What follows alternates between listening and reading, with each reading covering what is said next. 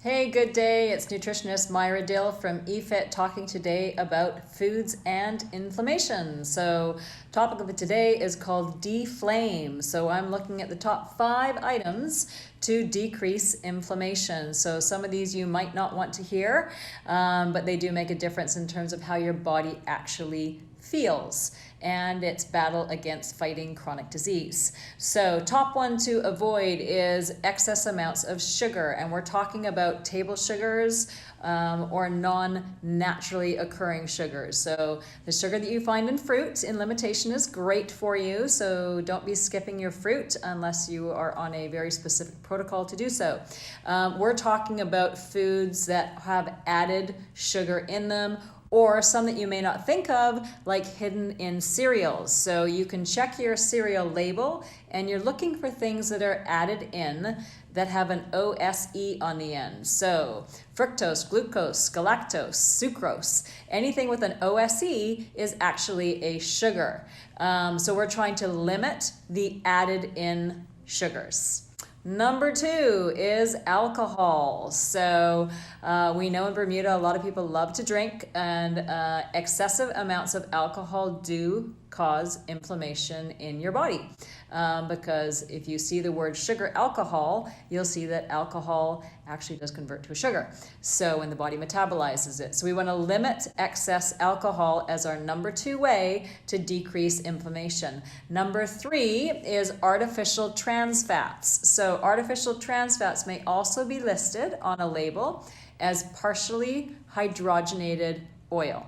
So we want to avoid partially hydrogenated oils because they actually decrease the good cholesterol, HDL, in your body. And I like to think in simplistic terms of the good cholesterol as being like the vacuum cleaner that cleans away the bad cholesterol. So you want to have as much good cholesterol in your system, and unfortunately those partially hydrogenated oils or those trans fats sort of interrupt the vacuum cleaner from working properly. Number 4 that we're looking at are processed meats. So processed meats tend to cause inflammation in the body because they create AGEs.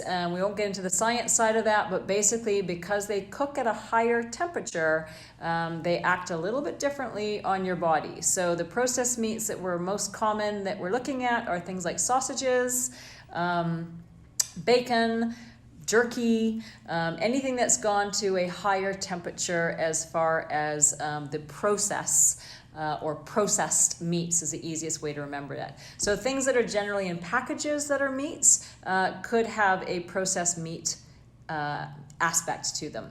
Number 5 is refined carbohydrates. So refined carbohydrates means that the fiber has been removed out, so it's been refined. So those are usually packaged carbohydrates, and some of those are some of your breads, again your cereals, pastries, candy.